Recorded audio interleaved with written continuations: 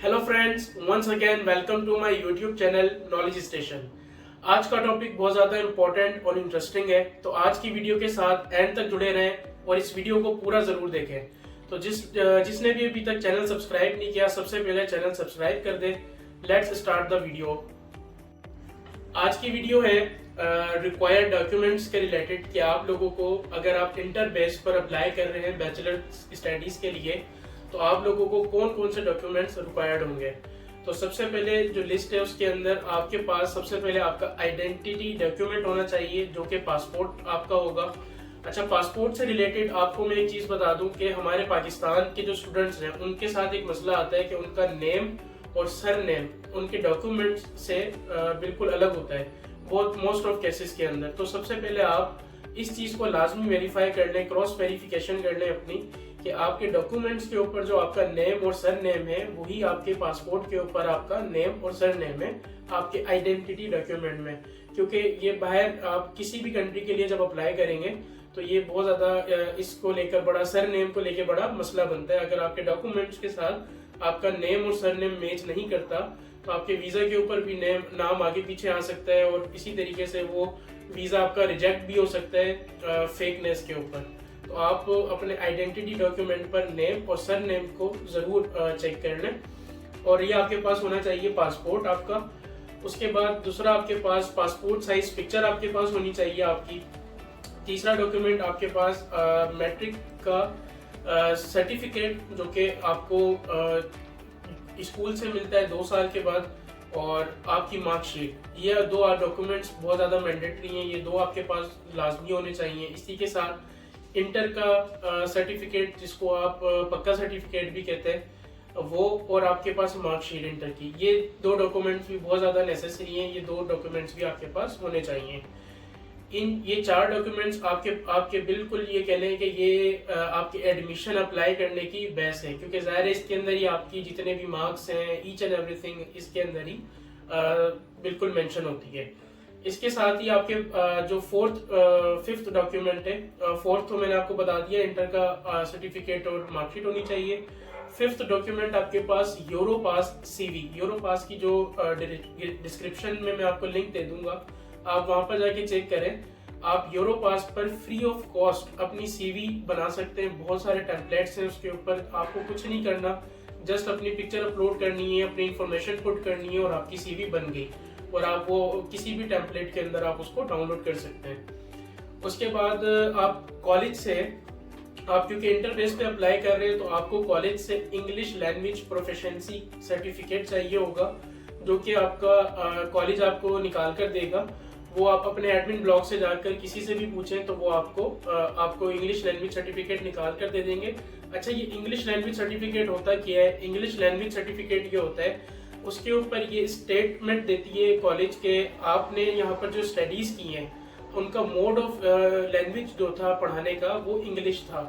इस बेसिस पर जो आइल्स की रिक्वायरमेंट है यहाँ पर मोस्ट ऑफ यूनिवर्सिटीज़ उसको एग्जाम कर देती हैं। आपको आइल्स सर्टिफिकेशन नहीं चाहिए होती, आपको जस्ट अपना इंग्लिश लैंग्वेज प्रोफिशिएंसी का सर्टिफिकेट जमा कराना होता है। तो वो ये इंग्लिश लैंग्वेज का जो सर्टिफिकेट है वो आपको कॉलेज इशू करके देगा। आप अपने कॉलेज में अपने एडमिन ब्लॉक में जाकर आप किसी से भी उनको बोले कि मुझे इंग्लिश लैंग्वेज प्रोफिशिएंसी का सर्टिफिकेट चाहिए। उसका टेम्पलेट भी मैं डिस्क्रिप्शन में किसी लिंक के साथ अटैच कर दूंगा, आप वहाँ पे जाके चेक कर सकते हैं।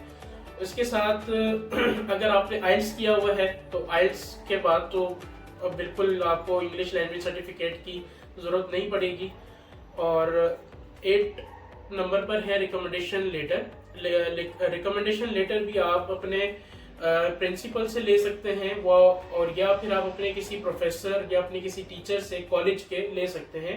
वो आपको रिकमेंडेशन लेटर अपने लेटर हेड पर बनाकर दे देंगे, या अगर उनके पास लेटर हेड नहीं भी है तो वो आपको लेटर बनाकर अपना सिग्नेचर और अपना स्टैम्प करके दे सकते हैं।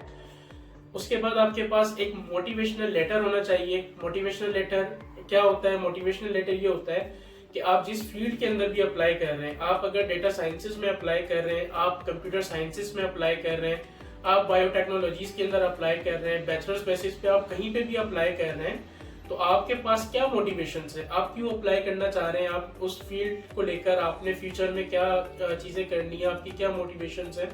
तो वो मोटिवेशन लेटर किस तरीके का होना चाहिए और किस तरीके से उसको लिखना है, इसके ऊपर मैं एक अलग सेपरेट वीडियो बनाऊंगा, तो वो वीडियो आप जरूर देखिएगा, तो आप लोगों को बहुत सारी चीजें उसमें क्लियर हो जाएंगी। तो ये मोटिवेशनल लेटर आपके पास होना चाहिए। दूसरा FRC, फैमिली रजिस्ट्रेशन सर्टिफिकेट। अच्छा, ये जो मोटिवेशनल लेटर तक जो डॉक्यूमेंट्स हैं ये आपके पास होने चाहिए on the time of apply. जब आप अप्लाई करेंगे उस टाइम ये सारे रिक्वायर्ड डॉक्यूमेंट्स हैं जो आपके पास होने चाहिए। ये जो FRC है, FRC आप जब वीजा अप्लाई करने जाएंगे ये डॉक्यूमेंट आपको उस टाइम रिक्वायर्ड होगा। लेकिन FRC इसलिए मैंने रिक्वायर्ड डॉक्यूमेंट्स के अंदर रखा है कि जब आप अपना ये डॉक्यूमेंट्स जो भी ऊपर 4 डॉक्यूमेंट्स मैंने आपको बताए, मैट्रिक और इंटर के डिप्लोमा और उसकी मार्कशीट्स, ये जब आप लेकर अटेस्टेशन के लिए जाएंगे ministry of foreign affairs MOFA, तो आपको वहां से FRC का डॉक्यूमेंट भी मोफा करवाना होगा। ये आपके स्कॉलरशिप अप्लाई करने के काम आता है। तो ये अगर आप अभी से ही इसको साथ साथ रखेंगे डॉक्यूमेंट को, तो ये आपको बार बार मोफा के चक्कर नहीं लगाने पड़ेंगे। एक ही साथ आपके जितने भी काम है मोफा से, जो डॉक्यूमेंट्स आपके अटेस्ट होने वो आप एक ही साथ कर सकते हैं। अच्छा, इसके साथ FBR का एक डॉक्यूमेंट होता है जिसके अंदर इनकम सर्टिफिकेट होता है, वो जिसके अंदर आप ये डिक्लेयर करते हो कि आपका कोई भी मूव एबल एसेट नहीं है और आपके जितने भी through out the year income है वो कितने 1000 यूरो के अंदर है, वो 5000 8000 यूरो जितनी भी आपकी through out the year income रही है आप उसके अंदर मेंशन करते हो। अच्छा, अब इसके अंदर ये तो हो गए आपके रिक्वायर्ड डॉक्यूमेंट कि आपको क्या क्या डॉक्यूमेंट्स रिक्वायर्ड होंगे। इसके साथ ही स्टेप 1, आपने इन डॉक्यूमेंट्स को लेके करना क्या है। डॉक्यूमेंट्स तो आपके पास आ गए। स्टेप 1 के अंदर आपने सबसे पहले अपने ये जो मैट्रिक का डॉक्यूमेंट है आपका सर्टिफिकेट और आपका मार्कशीट, इसी तरीके से इंटर का सर्टिफिकेट और मार्कशीट, ये चारों ओरिजिनल आपने लेकर जाने हैं बोर्ड ऑफिस। अब वो आपका कोई सा भी बोर्ड हो, आप फेडरल बोर्ड से हैं, आप कराची बोर्ड से हैं, आप मुल्तान बोर्ड से हैं, आप भावलपुर बोर्ड से हैं, आप पंजाब के किसी भी बोर्ड से हैं, सिंध के किसी बोर्ड से हैं, जस्ट आपने अपने डॉक्यूमेंट्स को लेकर बोर्ड ऑफिस जाना है। ओरिजिनल ये 4 डॉक्यूमेंट्स आपने ओरिजिनल लेकर बोर्ड ऑफिस जाने, उनसे अटेस्ट करवाने। हर डॉक्यूमेंट की फीस है 400 यूरो या फिर 500 या 600, इसी तरीके से फीस है। आपने ये फी चालान पे करना है और उसके बाद अपने डॉक्यूमेंट्स अटेस्ट करवाने हैं। अटेस्ट करवाने के बाद आपने ये सारे डॉक्यूमेंट्स उनसे लेने हैं। लेने के बाद आपने जाना है स्टेप 2, उसके बाद आपने फॉलो करना है, आपने IBCC के ऑफिस जाना है। IBCC के ऑफिस के अंदर, अच्छा IBCC क्या है, ये इंटर बोर्ड कोऑर्डिनेशन कमेटी है। ये आपके डॉक्यूमेंट्स की इक्विवेलेंसी निकाल कर देती है कि आपने ये जो 12 इयर्स जो आपने या इंटरमीडिएट जो आपने सर्टिफिकेट आपने लिया है, ये कितने साल की एजुकेशन है आपकी, ये 12 इयर्स ऑफ एजुकेशन है, वो आपको अटेस्ट करके देते हैं या आपको IBCC स्टैंप लगा के देती है सारी चीजें। तो ये 4 डॉक्यूमेंट्स आपने लेकर जाने हैं IBCC के पास, विद आपने इसकी फोटोकॉपीज का एक सेट करवा के लेके जाना है। वो फोटोकॉपीज का सेट आपने उनसे IBCC से सील मतलब के अंदर लेना है अटेस्ट करवा के। वो मैं आपको अभी आगे बताऊंगा कि वो आपको किस काम आएगा। थर्ड स्टेप के अंदर अब जो आपने IBCC अपने डॉक्यूमेंट्स की करवा ली है, आपके बोर्ड से अटेस्टेशन हो गई, आपकी IBCC आपके डॉक्यूमेंट्स की हो गई है। अब आपने सिंपली क्या करना है, पूरी आपने अपनी फाइल बनानी है। आपने अपने मैट्रिक इंटर के सर्टिफिकेट मार्कशीट अटैच्ड हुई हुई लेनी है, आपने अपने FRC लेना है, आपने FBR का इनकम सर्टिफिकेट जो आपने निकलवाना है वो लेना है। आप ये अपने 6 डॉक्यूमेंट्स लेकर आप मिनिस्ट्री ऑफ फॉरेन अफेयर्स चले जाएंगे अपने, और वहां से आप इसको मोफा करवा लेंगे। आपको मोफा आई गेस 1 घंटे के अंदर वो आपको करके दे देंगे। ठीक है, ये आपके हो गए स्टेप 3 आपका मुकम्मल। अब आपके पास आपके डॉक्यूमेंट्स पूरे हैं। अच्छा, इसी के साथ मैं आपको एक चीज क्लियर कर दूं कि आप जब रिक्वायर्ड डॉक्यूमेंट अपने पास जमा कर लें, वो आप एक प्रॉपर स्कैनर से इसको स्कैन करके PDF फाइल के अंदर अपने पास एक फोल्डर में बना के रख लें, और आप अपना एडमिशन उस बेसिस पे अप्लाई कर सकते हैं। और उसी के साथ साथ ये प्रोसेस आप अपना वेरिफिकेशन का चलाते रहें। आप इस इंतजार में ना बैठें कि मैं पहले ये वेरिफिकेशन करवा लूँ और उसके बाद अप्लाई करूँ। तो बहुत ज़्यादा यूनिवर्सिटीज़ की स्टूडेंट्स की इस चक्कर में यूनिवर्सिटीज़ की डेडलाइन निकल जाती है। तो डेडलाइन का आपने ख्याल रखते हुए आपने अप्लाई कर देना है, वेरिफिकेशन प्रोसेस आपने साथ साथ चलाना है। ठीक है, ये आपका स्टेप 3 हो गया। अच्छा, मैंने जो आपको अभी बताया था स्टेप 2 के अंदर कि आपको IBCC से फोटोकॉपी सील एनवेलप के अंदर लेनी है, वो क्यों लेनी है? आपने जब ये मोफा करवाकर आपके सारे डॉक्यूमेंट्स आपके पास आ जाएंगे, तो उसके बाद आपने ये पूरी अपनी वीज़ा फाइल आपको करना होता है। उससे पहले आपको एम्बेसी के अंदर DOV फाइल करनी होती है। DOV होती है डिक्लेरेशन ऑफ वैल्यू।